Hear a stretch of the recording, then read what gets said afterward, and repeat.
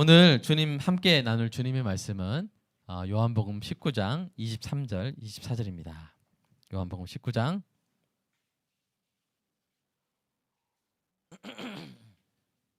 23, 24입니다.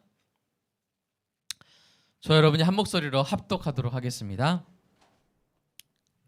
시작. 군인들이 예수를 십자가에 못 박고 그의 옷을 취하여 네 깃에 나눠 각각 한 깃씩 얻고 속옷도 취하니 이 속옷은 호지 아니하고 위에서부터 통으로 짠 것이라. 군인들이 서로 말하되 이것을 찢지 말고 누가 얻나 제비 뽑자 하니 이는 성경에 그들이 내 옷을 나누고 내 옷을 제비 뽑나이다 한 것을 응하게 하려 함이로라. 군인들은 이런 일을 하고. 네. 여러분, 혹시 여러분의 이 마음을 알아주는 사람이 있습니까? 이 사람은 내 마음을 참 잘 알아준다. 그런 사람이 참 필요한 것 같아요. 우리 직장에서도 한 명 정도는 내 마음을 알아주는 사람. 우리 집에서도 한 명 정도는 내 마음을 알아주는 사람. 내 마음을 알아주는 아들. 우리 승준이가 그런 아들이 되기를 축복합니다. 엄마의 마음을 알아주는 아들. 또 승준이 마음을 알아주는 엄마. 우리가 참 그게 필요한 것 같아요. 우리 마음을. 그냥 가족, 이름만 가족이면 안 되겠죠. 뭘 알아줘야 돼요? 서로 마음을 알아줘야 돼요. 참 우리는 우리 마음을 알아주는 사람이 필요한데요. 우리 마음 안에 분명히 악한 것도 많이 있지만 선한 것도 있잖아요. 그것을 알아줄 사람. 잘하려고 했는데 좀 이렇게 잘 안 된 거잖아요. 원래 잘 못하려고 해서 잘못된 게 아니라 잘하려고 했는데 선한 마음으로 했는데 잘못됐을 때 다른 사람들 막 손가락질 하더라도 나 네 마음 알아. 너의 그 착한 마음 내가 알아 라고 말해줄 사람이 필요합니다. 알아주고 인정해주고 공감해줄 사람이 필요하죠. 여러분의 그런 사람이 늘 있기를 축복합니다. 늘 있기를 축복합니다. 우리 하영이도 좀 멀리 가서 거기서 알아주는 선생님, 알아주는 친구들 많기를 축복합니다. 외롭지 않고 어디를 가든지. 우리 문기도 거기 어디서 근무하죠? 구청에서 근무할 때 구청 주임 상사 분이 우리 문기를 알아주는 은혜가 있기를 축복합니다. 그리고 여러분 기쁜 소식 한 가지 알려드릴게요. 예수님이 우리의 마음을 아십니다. 예수님이 우리의 마음을 아세요. 우리의 마음의 연약함까지도 다 이해하십니다. 우리 히브리서 4장 15절 우리 같이 읽어볼까요? 오윤 이사님하고 같이 시작. 우리에게 있는 대제사장은 우리의 연약함을 동정하지 못하시리가 아니요 모든 일에 우리와 똑같이 시험을 받으신 이로되 죄는 없으시니라. 아멘. 대제사장이 누구세요? 예수님이 우리를 아세요. 예수님이 회사 생활의 그 고됨을 아실까? 아십니다. 예수님이 실현당한 고통을 아실까? 아십니다. 배신당한 고통을 아실까? 아십니다. 없는 이 힘듦을 아실까? 아십니다. 예수님 다 아세요. 다 겪으셨어요. 그래서 외로울 때에도 힘들 때에도 슬플 때에도 우리가 누구에게 달려갈 수 있어요? 주님에게 달려갈 수 있는 것입니다. 내 마음을 알아주시니까. 주님께 우리의 마음을 잘 설명할 필요도 없죠. 왜요? 설명하기 전에 아세요. 설명하기 전에 아세요. 주된 관심사입니다. 이렇게 우리에게는 우리의 마음을 알아주시는 우리 주님이 계십니다. 그럼 여러분 묻겠습니다. 여러분도 주님의 마음을 잘 아십니까? 여러분도 주님의 마음을 알고 싶습니까? 알려고 했습니까? 저는 저한테 물어봤을 때 제가 주님의 마음을 충분히 잘 알지, 또 이번 한 주 동안 정말 주님의 마음은 어떨까라고 간절히 알려고 했는지 생각해 보니까 참 부끄럽더라고요.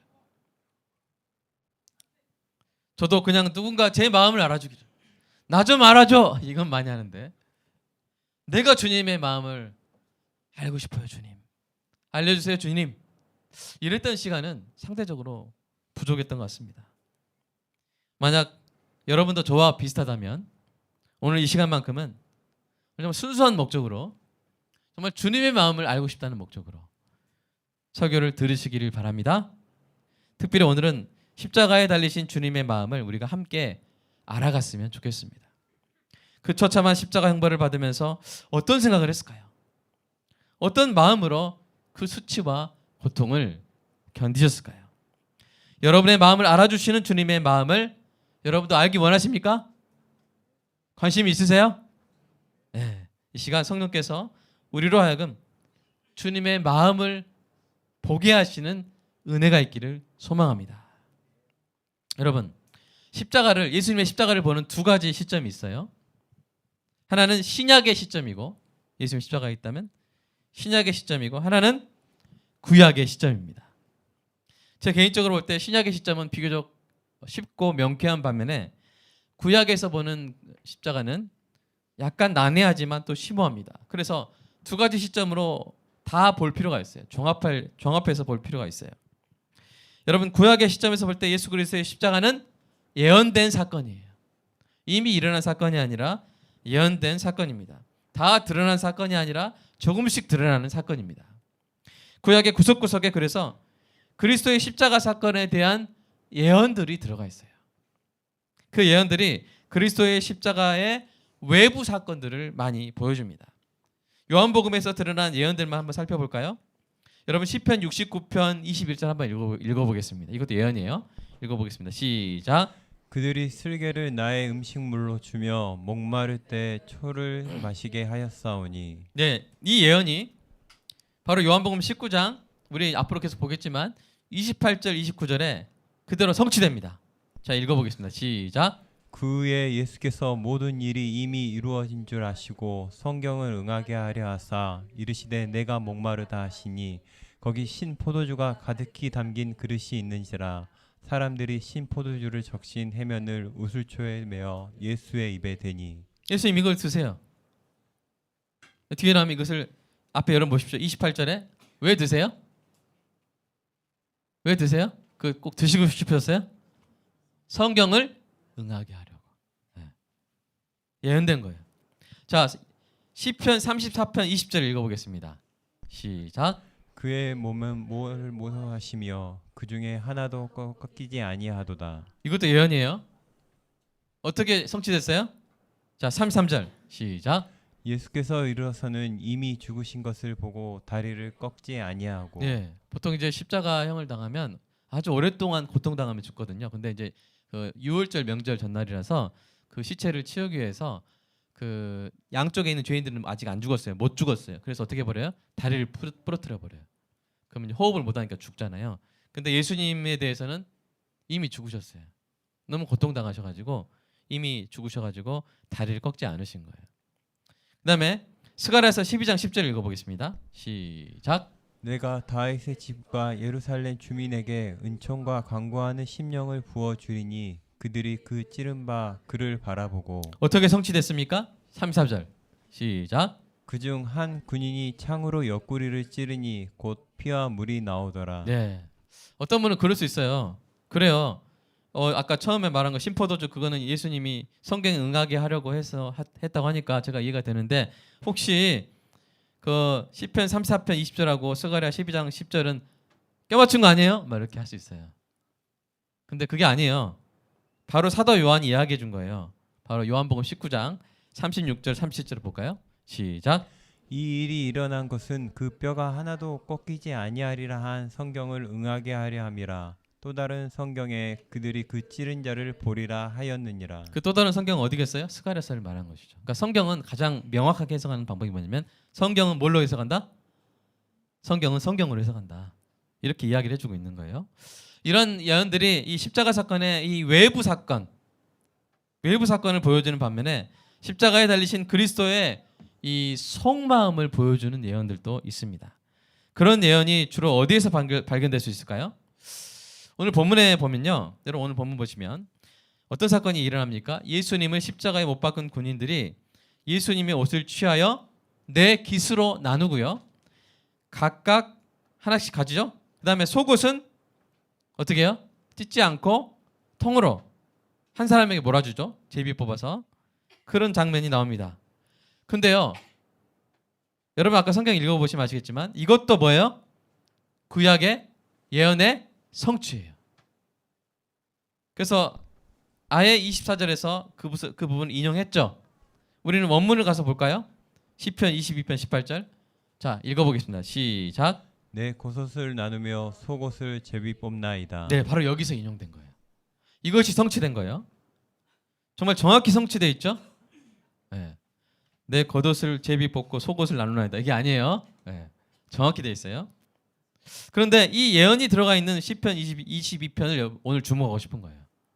이 예언이 들어가 있는 이 22편은 시편 22편은 아주 독특합니다. 왜냐하면 십자가에 달리신 주님의 고난과 마음이 가장 깊고 풍부하게 들어간 시편이기 때문이에요. 이 시편 22편을 통해서 우리가 주님의 고난과 마음을 우리가 볼 수가 있는데요. 첫 번째로 버림받으신 주님을 보여줍니다. 시편 22편 1절이 우리 주님이 십자가에서 하나님께로부터 버림받으실 것을 예언했어요. 1절 한번 같이 읽어보실래요? 1절 시작. 내 하나님이여 내 하나님이여 어찌 나를 버리셨나이까. 네. 이거 딱 이것만 읽으면 또 꼭 뭐 같아요? 구약 같아요? 신약 같아요? 신약인데? 네. 근데 이게 바로 시편 20편 1절에 나온 내용이에요. 자, 어떻게 성취됐나요? 마가복음 15장 3, 4절 읽어보겠습니다. 시작. 제9시에 예수께서 크게 소리 지르시되 엘리 엘리 라막 사박다니 하시니 이를 번역하면 나의 하나님 어찌하여 나를 버리셨나이까 하는 뜻이라. 네. 마치 예수님이 시편 22편을 묵상하시기 시작한 것처럼 그걸 말씀하신 거예요. 그리고 시편 22편의 또 6절에는요. 우리 주님이 사람으로부터 비방과 조롱을 당하실 것을 예언했어요. 6절 한번 읽어볼까요? 시작. 나는 벌레요 사람이 아니라 사람의 비방거리요 백성의 조롱거리니이다. 네. 여러분 지금까지 우리가 주님을 보라 이 설교 시리즈 보면서 계속 사람들이 보고 믿은 사람은 소수주고 대부분 주님을 보고 뭐 했어요? 조롱했죠. 대부분 주님을 보고 뭐 했어요? 비방했어요. 비방하다가 구원받지 못한 그 십자가 죄인도 우리가 지난번에 살펴봤죠. 자, 세 번째로 시편 22편 16절을 또 보면요. 우리 주님의 손과 발이 못에 찔리실 것을 또 예언했어요. 자, 같이 읽어보겠습니다. 시작. 그들이 나를 에워쌌으며 악한 무리가 나를 둘러 내 수족을 찔렀나이다. 예, 너무 구체적으로 시편 22편이 여러 구절에 걸쳐서 제가 다 가지고 온 게 아니에요. 대표적인 것을 말씀드리는 거예요. 이렇게 시편 22편에는요. 주님의 고난에 대한 예언이 이토록 많을 뿐만 아니라 잘 들여다보면 십자가 고난을 당하실 때 예수님의 마음을 엿볼 수가 있어요. 그런 내용들이 있어요. 여러분, 그렇다면 시편 22편을 통해서 알아볼 수 있는 주님의 마음은 무엇일까요? 다시 말해서 여러분 예수님이 무엇을 생각하시면서 그 십자가 고통을 당하셨을까요? 무엇을 생각하면서 그 십자가 수치를 견뎌내셨을까요? 우리 직장 생활하다 참 힘들잖아요. 우리 배순 자매님은 참 힘들 때 무슨 생각하면서 버티십니까? 네, 애들 생각하시죠? 네. 남편 생각도 하시나요? 네. 네. 남편과 애들 생각을 하시면서 네. 강한 부정은 강한 긍정이라고 제가 받아들이겠습니다. 네. 왜 생각하면서 이렇게 내가 우리 가은이 생각하면서 가영이 생각하면서 또 가연이 생각하면서 이렇게 우리가 견디는 것이죠.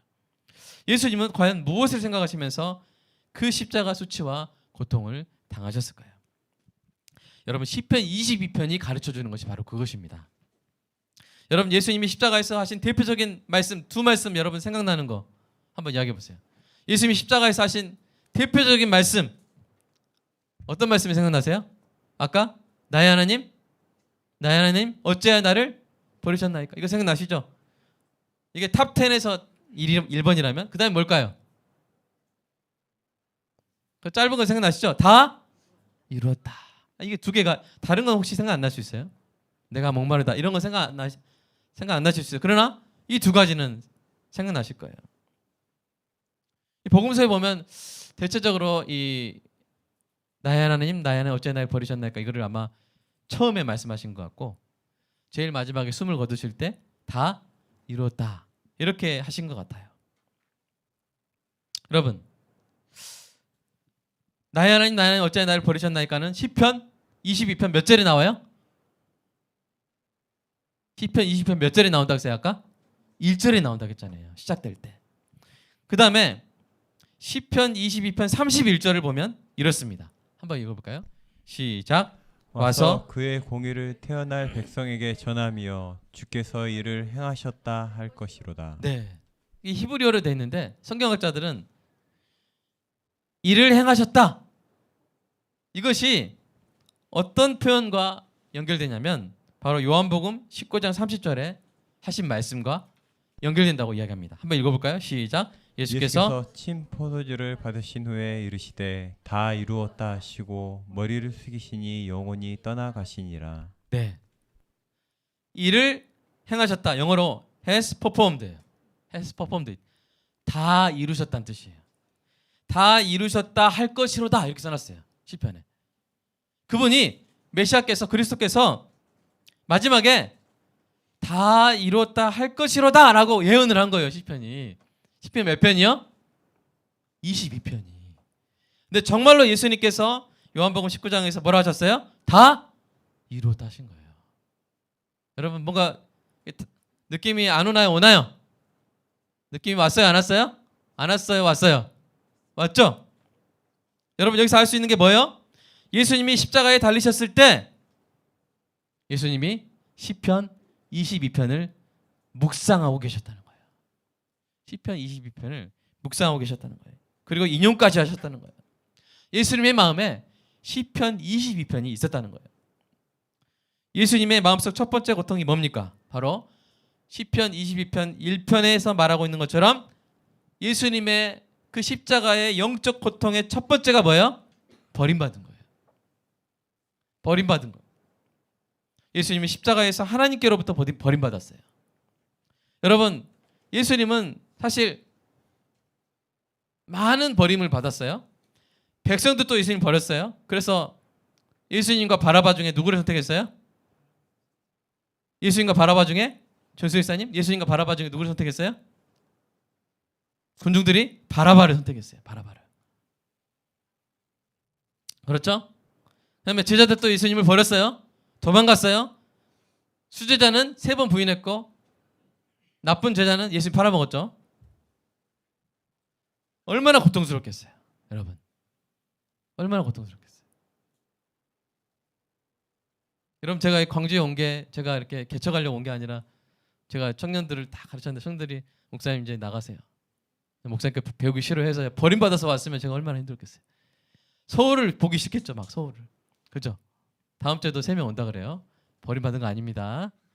근데 예수님 버림받았어요. 그렇게 버림받았어요.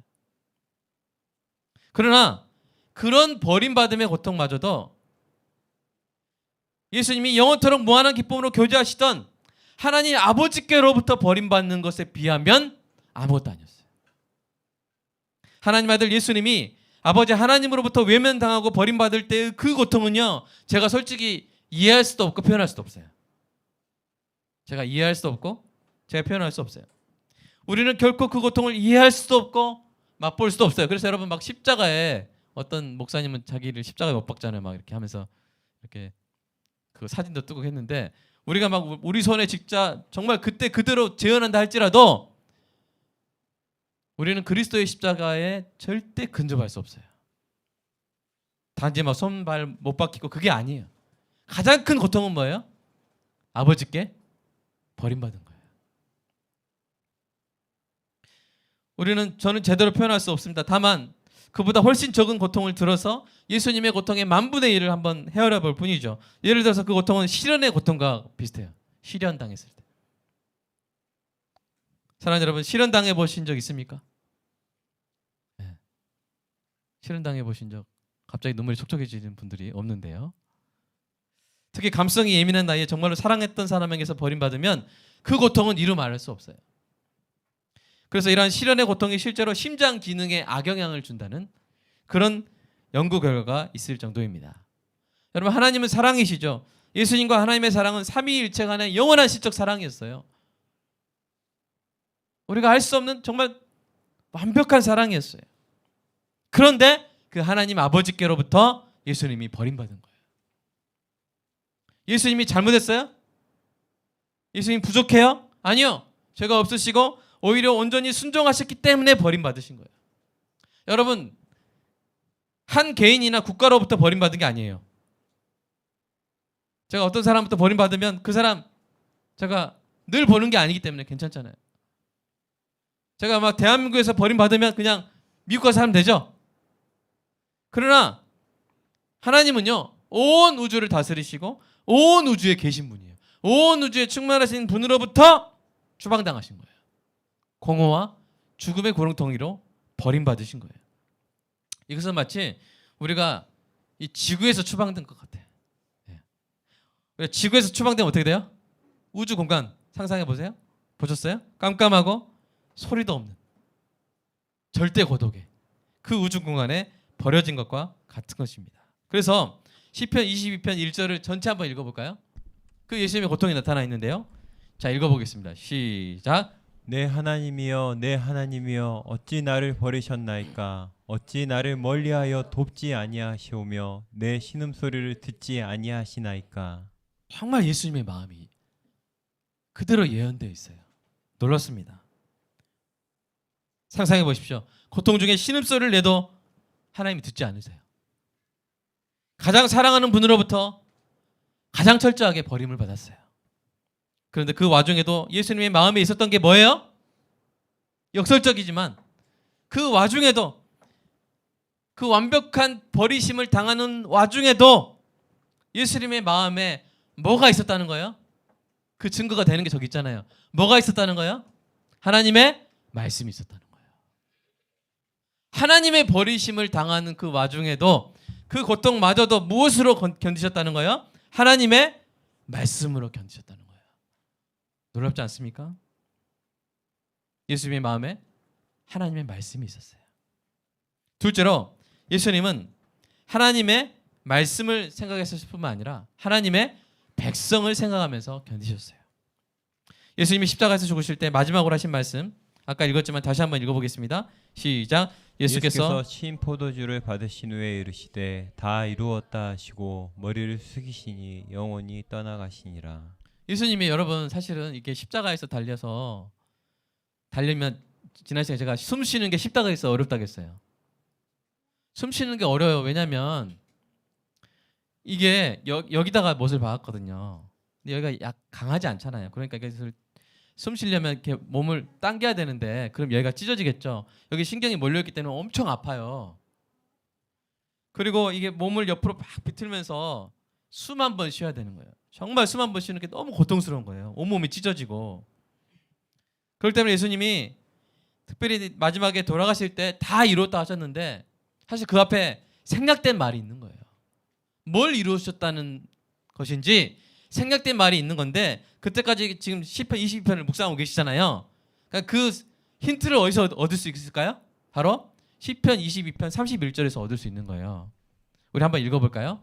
다시 한번 시작. 와서 그의 공의를 태어날 백성에게 전하며 주께서 이를 행하셨다 할 것이로다. 주께서 내가 일을 다 이루었다. 근데 뭘 이루셨다는 것인지 여기서 보면 알 수 있어요. 뭐예요? 와서 그의 공의를 태어날 백성에게 전하는 일을 다 이루신 거예요. 이게 무슨 말이에요?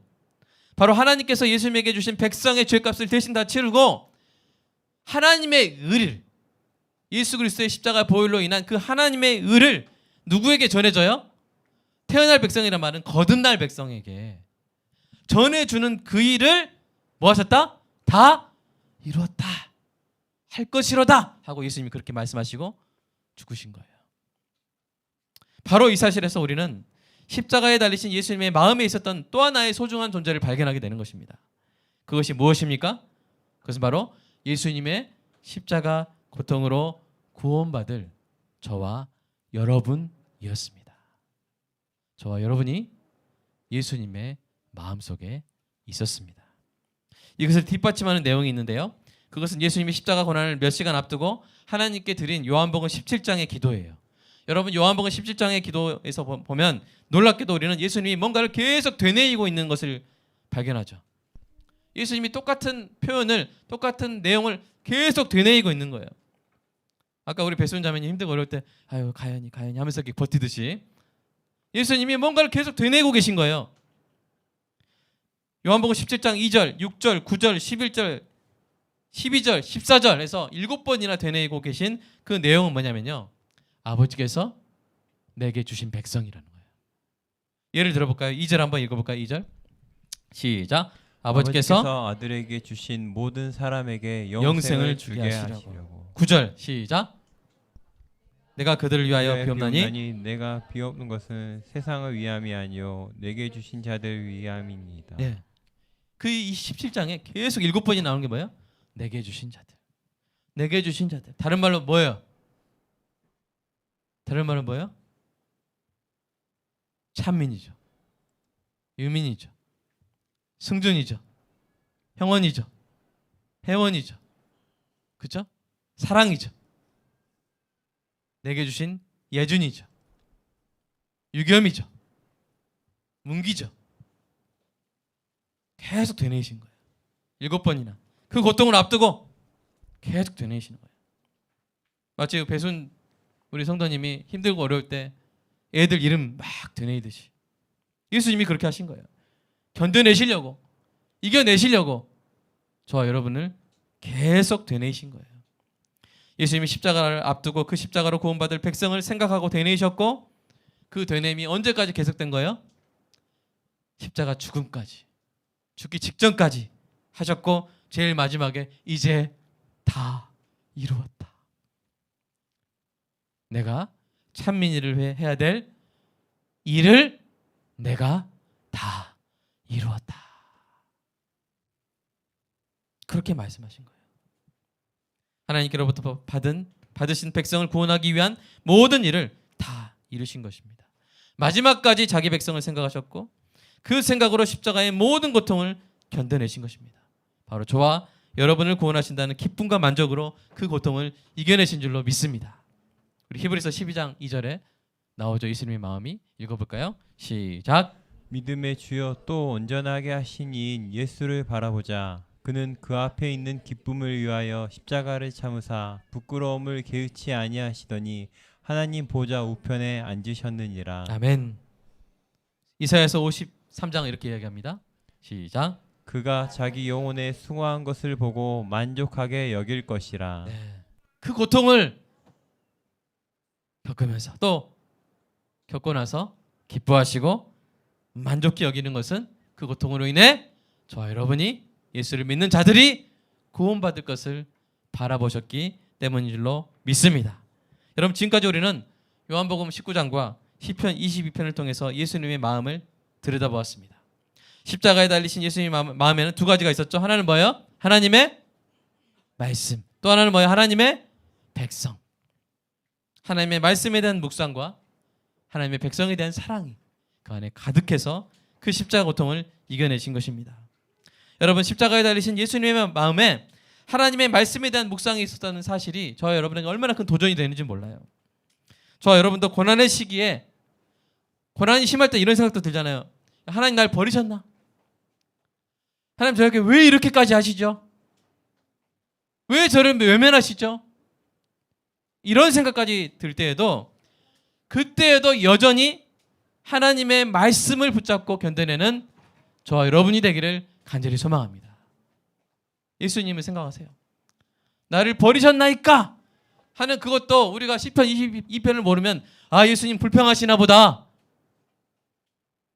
예수님 하나님께 원망하시나 보다, 그렇게 생각할 수 있지만 시편을 보니까 그게 아니었던 거예요. 뭐였던 거예요? 예수님이 읊조리셨던 거예요. 주님의 말씀을 읊조리셨던 거예요. 그걸로 견디셨던 거예요. 여러분, 우리 2020년 우리 교회 전체적으로 하는 거 있죠? 말씀 읽고 읊조리기. 예수님은 그것으로 십자가 고통마저도 이겨내셨다는 거예요. 사랑하는 여러분, 말씀을 보십시오.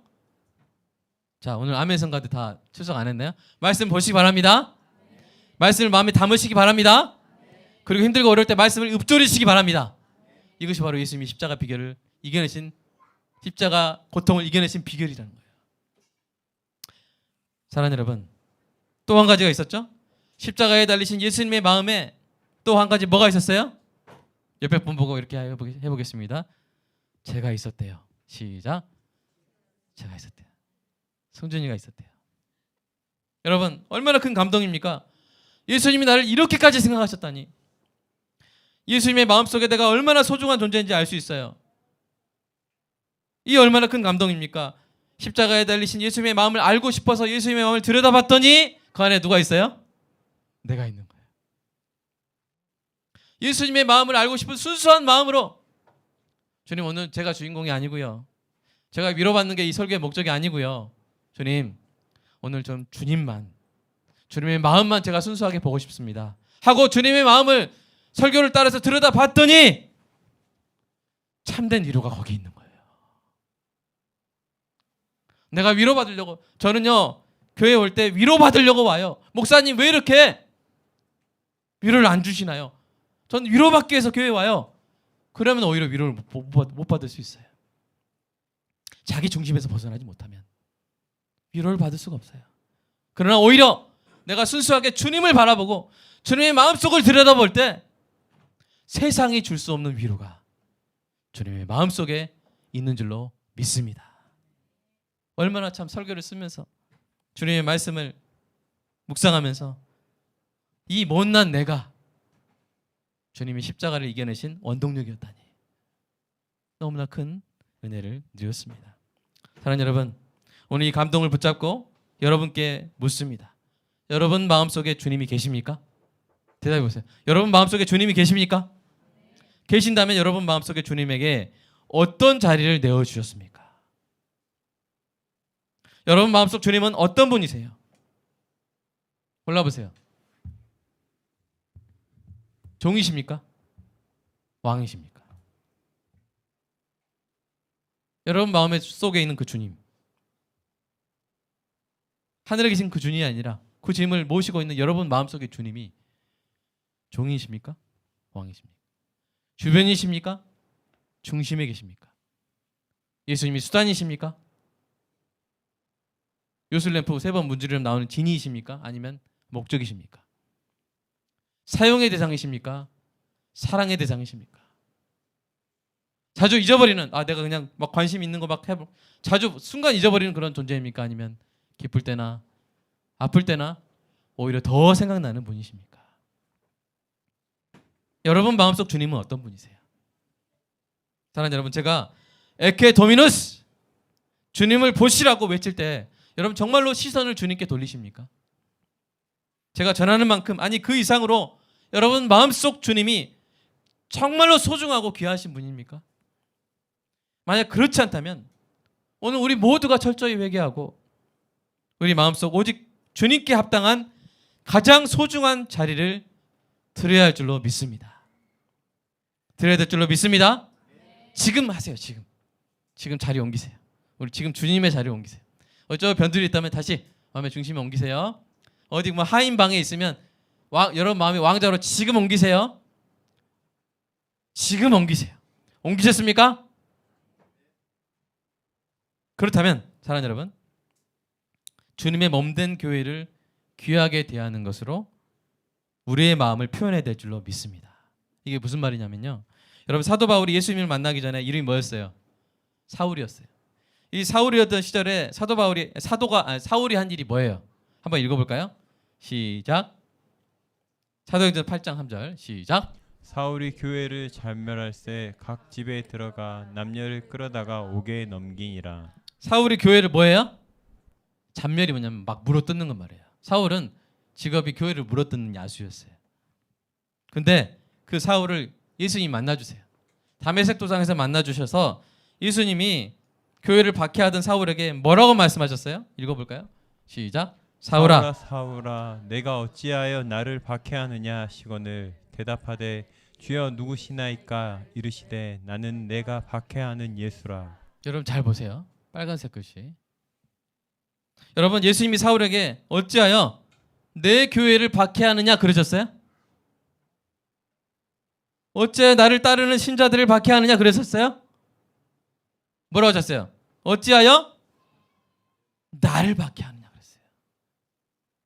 여러분 사울이 예수님 때린 적 있어요? 네? 없잖아요. 사울이 예수님 체포한 적 있어요? 없잖아요. 그럴 수 없잖아요. 근데 예수님은 예수님 자신이 박해당했다고 그렇게 말씀하시는 거예요.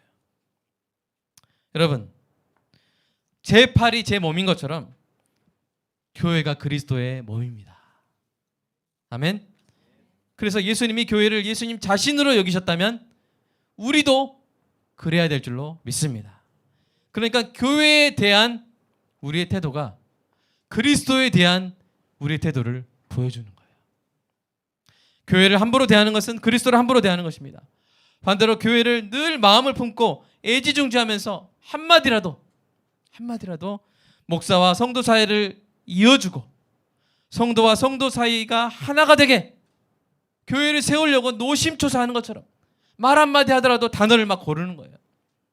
어떻게 하면 교회를 하나 되게 할까? 주님의 몸된 교회를 세울까? 단어 하나라도 그 수도원처럼 좀 이렇게 말을 아껴야 될 필요가 있습니다. 정말 안타까운 건 뭐냐면요. 제가 이제 늘 듣는 이야기, 가장 아픈 이야기 뭐예요? 교회에서 뭐 하는 이야기? 싸우는 이야기. 그래서 막 권사님 두 분이 막 머리끄댕이 잡고 있는데 거기서 말리다가 잘렸다고, 막 부교육자 하다가 잘렸다고 그런 얘기도 많이 듣고, 정말 교회에서 절대 있어서는 안 되는 건 뭐예요? 싸움이에요. 여러분 제 손이 막 제 발을 때리고 막 이게 웃기죠? 만약 그렇다면 그런 거 같은 거예요. 예수님의 몸 때리는 거예요. 그런 일은 절대 일어나지 말아야 될 줄로 믿습니다. 여러분, 저와 여러분이 십자가에서 그 찢겨지신 예수님의 손목을 꿰매드릴 수 있나요? 없어요. 그러나 목사와 성도 사이에 오해를 만드는 것이 아니라 오해를 없게 하고 그 사이를 지혜로운 말로 붙여줄 수 있어요. 채찍질로 골절된 주님의 뼈들을 저와 여러분이 다시 붙게 할 수 있습니까? 없어요. 그러나 주님의 몸된 성도, 교회의 그 성도와 성도 사이를 끊어지지 않도록 큰 문제는 어떻게 만들고? 작게 만들고. 작은 문제는 어떻게 만들고? 다시 크게 만들고? 아닙니다. 큰 문제는 작게 만들고 작은 문제는 없애버리고 성도 사이가 그 사이에 문제가 생겨서 끊어지지 않도록, 골절되지 않도록, 주님의 몸이 깨어지지 않도록 문제를 없애버리는 사랑의 지혜를 발휘할 수는 있습니다. 여러분 십자가에 달리신 그 주님의 머리에서 가시면류관 뽑아드릴 수 있다면 뽑아드리고 싶죠? 그렇죠? 지금 우리가 그렇게 할 수 없어요. 지금 우리가 할 수 있는 일은 뭐예요? 그리스도의 몸된 교회의 목사와 성도 사이에서 그 마음에서 가시와 같은 걱정거리를 제거해 주시면 돼요. 지혜로운 말 한마디면 얼마든지 그걸 할 수 있어요. 여러분 귀한 옥합을 깨서 주님의 발에 부어드리고 싶습니까? 그러고 싶으세요? 근데 우리가 지금 그렇게 할 수 없잖아요. 어떻게 하면 돼요? 교회 목사와 성도에게 인정과 격려와 칭찬의 향유를 부어드리면 돼요. 그것들을 다 주님이 받으실 줄로 믿습니다. 아멘. 주님이 그러니까 우리가 대부분 할 수 있는 게 뭐예요? 예쁜 말, 지혜로운 말, 칭찬, 인정. 이걸로 주님을 향한 우리의 사랑을 가장 아름답고 효율적으로 저와 여러분이 표현할 수 있는 것입니다. 사랑하는 여러분, 교회는 그리스도의 몸입니다. 이 땅의 교회는 눈에 보이는 그리스도의 몸입니다. 주님께서 우리를 그 마음의 소중한 존재로 품으셨듯이 저와 여러분도 항상 주님을 우리 마음의 소중한 존재로 모시는 저와 여러분이 되기를 간절히 소망합니다. 그리고 그 아름다운 마음으로 그리스도의 몸된 교회의 하나됨을 위해서 헌신되는 저와 여러분이 있기를 축복합니다.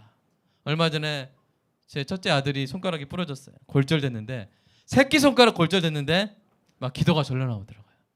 성장판 어떻게 됐냐고 물어보면서 제가 여러분 교회는요 성도 사이가 깨지면 목사와 성도 사이가 멀어지면 성장 못해요. 성화 안 돼요. 왜요? 여러분 제가 왜 목사와 교인 사이를 이렇게 강조하냐면요 목사와 교인 사이가 틀어지면요 뭐가 안 들려요? 뭐가 안 들리겠어요? 설교 안 들려요. 설교 안 들리면 뭘 못 먹어요? 영적 양식을 먹어요? 못 먹어요? 못 먹어요. 그러면 그 교회는 그날부터 영양 공급 중단이에요. 금식 단식된 거와 같아버려요. 여러분 정말 간절히 부탁합니다. 저를 위해서가 아니라 혹시나 저를 위해서 어떤 오해가 될 수 있는 일이 있다면 여러분이 나서서 그것을 풀어주시기를 주님의 이름으로 축복합니다. 그래서 뭐 할 수 있도록? 말씀을 먹을 수 있도록. 말씀을 먹을 수 있도록. 여러분, 집에서 엄마와 아들 사이가 정말 중요해요. 왜 그래요? 왜 그래요? 엄마와 아들 사이 틀어지면 엄마가 주는 밥 아들이 잘 먹어요, 안 먹어요? 안 먹어요. 영광 굴비를 갖다 놔도 편의점 가서 소시지 먹어요. 몸에 안 좋은 거 막 먹어요. 영광 굴비 안 먹고. 제가 영광 굴비 먹고 싶어서 이런 거 아닙니다. 그냥 갑자기 예를 들어. 네. 사랑하는 여러분, 먹이는 사람과 먹는 사람 사이는요 너무나 중요해요. 설교하는 사람과 설교 듣는 교인 사이는 너무나 중요해서 그것이 교회의 기초예요.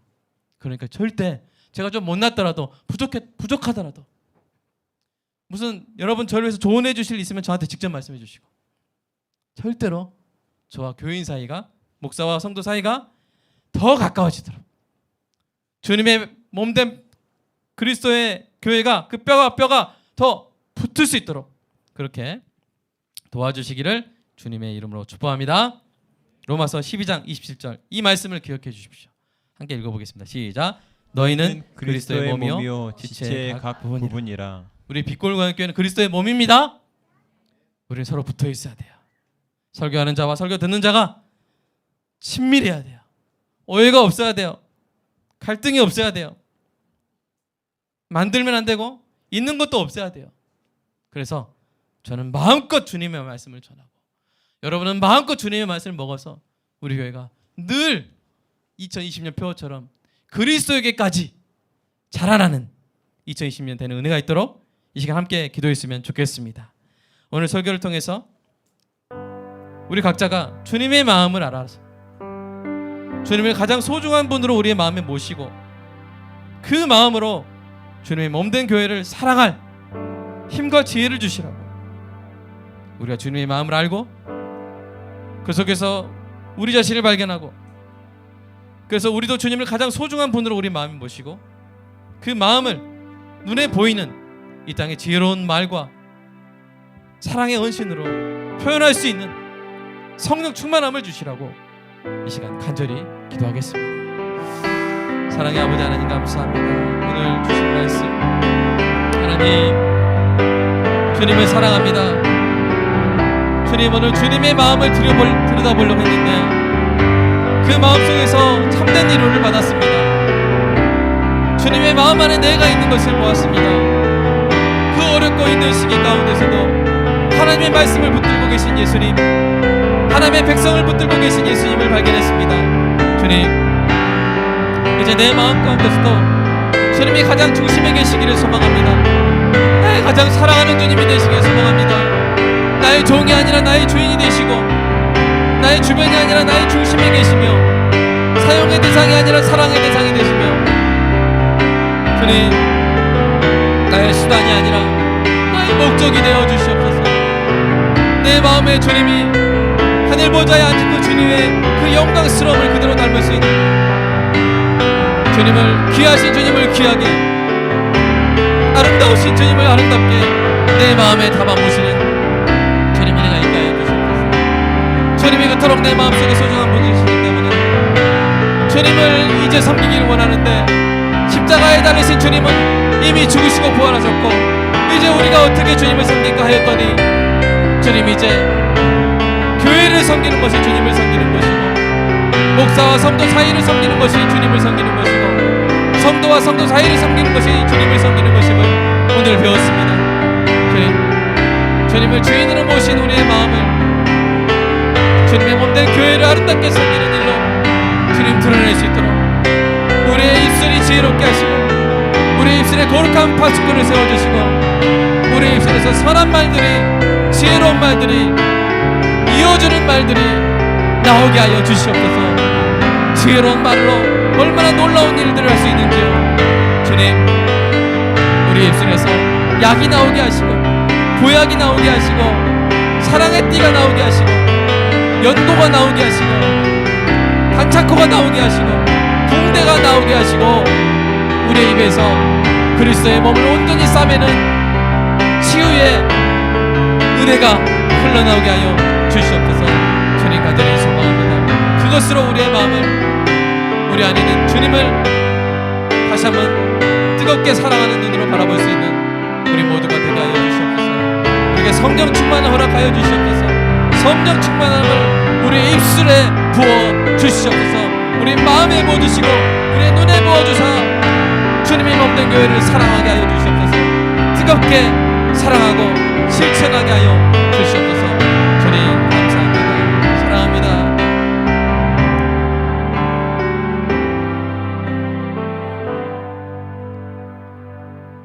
주님, 오늘 주님의 마음을 들여다보다가 그 안에 나를 발견하고 놀라운 감동을 누렸습니다. 그 지독한 십자가 수치와 고통을 하나님의 말씀과 하나님의 백성을 생각하며 견디신 예수님, 이제 내 마음 가운데 중심이 되시고 주인이 되시고 목적이 되시고 다스려 주시옵소서. 가장 귀한 분이 되어 주시옵소서. 그리고 그 마음을 십자가에 달리신 그 당시에 예수님께 할 수 없사오니, 표현할 수 없사오니, 오늘 우리 눈에 보이는 이 교회, 목사와 교인 간의 사이에, 성도와 성도 간의 사이에 우리가 할 수 있는 이 모든 아름다운 일들을 함으로써 지혜로운 말, 선한 말, 아름다운 말로 그 사이를 잇고 오해를 없애고 그 문제는 작게 만들고 작은 문제는 없애버림으로 서로 하나 되도록 만듦으로써 주님의 몸이 이 땅에서 온전히 서도록 아름답게 이어지도록 그리스도에게까지 자라가도록 하나님, 우리가 그 귀한 일을 감당함으로써 우리의 사랑을 주님께 표현할 수 있는 은혜가 있게 하여 주시옵소서. 성령의 능력으로 가능한 줄로 믿습니다. 성령의 충만함으로, 성령의 핀수스로 우리의 입술을 지져주시고 주님 앞에 아름답고 선한 말로 올려드리는 아름다운 우리 교회 공동체 되게 하여 주시옵소서. 주님 사랑합니다. 주님 사랑하는 마음으로 주님이 주신 모든 것이 다 주님의 것이라고 고백하는 마음으로 11조를 드렸습니다. 감사한금을 드리고 주일헌금을 드립니다. 주님 받아주시고 성도의 삶 가운데 주님이 주시는 것, 오직 주님이 주시는 것으로 풍성하게 신령하게 가득 차게 하여 주시옵소서. 우리가 할 수 없는 우리의 집을 세우는 일 우리가 할 수 없고, 우리의 가족, 우리의 자녀를 교육하는 일도 우리 역부족입니다. 우리는 주님의 일을 하고 주님이 우리의 일을 해주시는 것이 우리에겐 더 좋습니다. 주님, 교회를 통해서 그 작은 집에 6식구가 그 적은 수입으로 살아가는 그 집을, 그 집에서 공부할 수 있고 생활할 수 있도록 돕는 이 일을 합니다. 하나님, 이런 일을 어여삐 봐주시고 성도의 가정을 세우고 성도의 집을 넓혀주시고 성도의 자녀를 교육해 주시는 그 은혜를 주님께서 베풀어 주실 줄로 믿습니다. 우리가 주님의 일을 하고 주님이 우리의 일을 해주시는 이 놀라운 은혜의 선순환으로 믿음으로 들어가게 하여 주시옵소서. 고백하게 하여 주시옵소서. 간증하는 날이 오게 하여 주시옵소서. 예수님의 이름으로 기도합니다. 아멘.